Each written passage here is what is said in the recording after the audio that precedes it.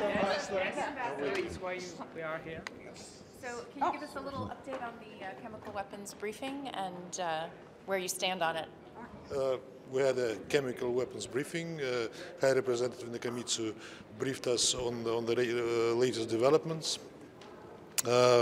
Everyone was acknowledging that there is a progress in Syria chemical demilitarization, especially now that the last two chemical objects are accessible to inspect. They were not accessible due to the situation in the country, which is emerged in crisis, as you know. We discussed the work of the joint investigation mechanism that should follow up on the fact-finding mission conclusions that, frankly speaking, we were not content with.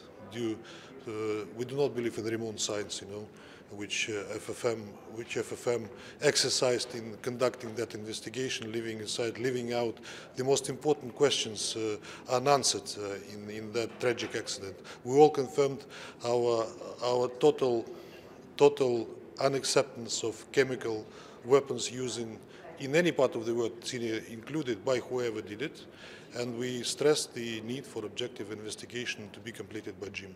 Were you satisfied at all with what you heard? I'm sorry? Were you satisfied at all with what you heard about the way the JIM investigation is going? I mean, Russia had previously been very critical of the JIM findings. We were critical primarily about the FFM findings, the fact-finding mission, and we insist that JIM would correct the gaps and fill the gaps that the FFM investigation left.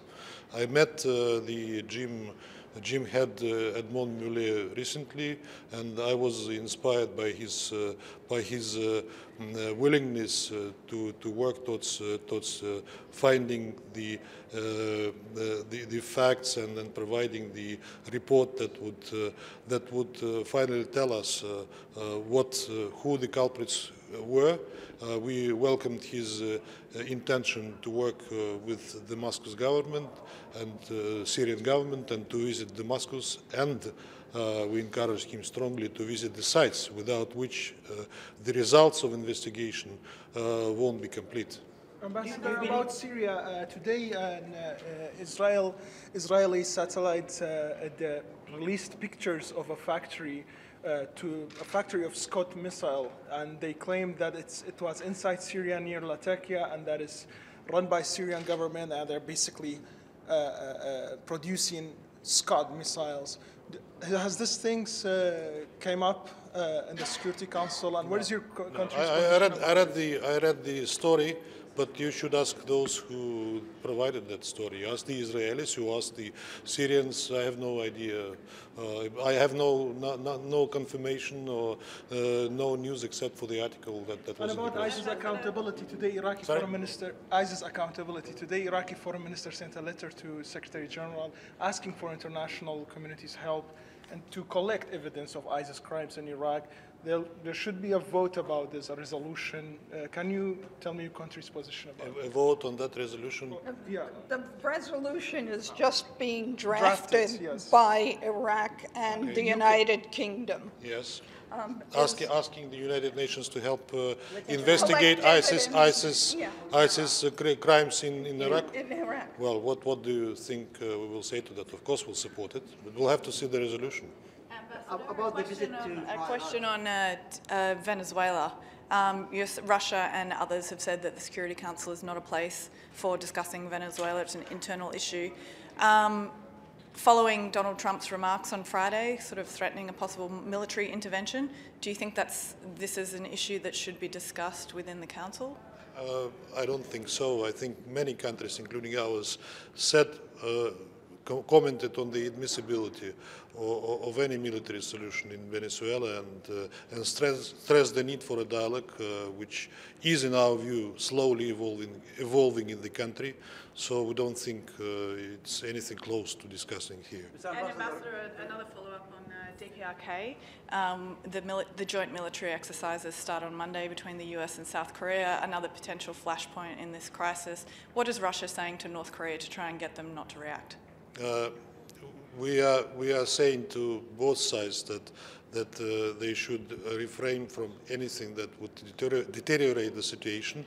We've heard and seen some conciliatory language recently in the last couple of days, and that's a good sign that it is cooling down. We are stressing that there is a need for political way out of it. You possibly have witnessed the SG's comment on the situation today during the press briefing, which we very much welcome. He also stressed the need for a political and diplomatic solution. We need a political roadmap.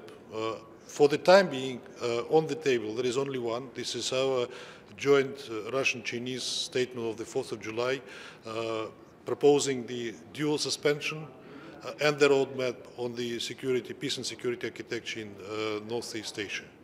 That's it. On the suspension, it was our Foreign Minister Lavrov who commented on the legality of two things. It's not time to discuss the legality. It's time to demonstrate that parties are willing to move. And in my humble view, even the reduction in the tension in the scale of the exercise, if they are not cancelled at all, would help reduce those tensions. Am I done? One question on the Iran nuclear deal.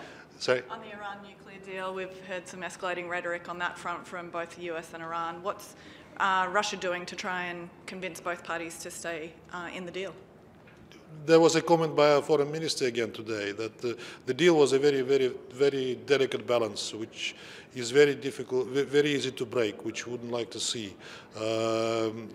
So we would like the JCPOA remain. That's one of the examples that the international community can take as an asset in recent times, and it's a delicate and very balanced text and balanced agreement, which is not difficult to break. So we have to stick to it and not to make moves that would push one party or the other to think about leaving it. Did you discuss at today's meeting the allegations of Syrian government about possible deliveries to chemical companies? No, we didn't. I read the news recently, but we didn't discuss it. Do you believe that it's incumbent on? Yes, it is, of course, but we have to see the confirmation, of course. Yeah. Confirmation by the gym or? By there was news. That was the news. But we just read it. We didn't discuss it. We didn't comment on it, and possibly that is in the mandate of Jim too. Okay, this was my question. In fact. Good. Thank you. Thank you. So I have a 2-day recess now. If you're lucky.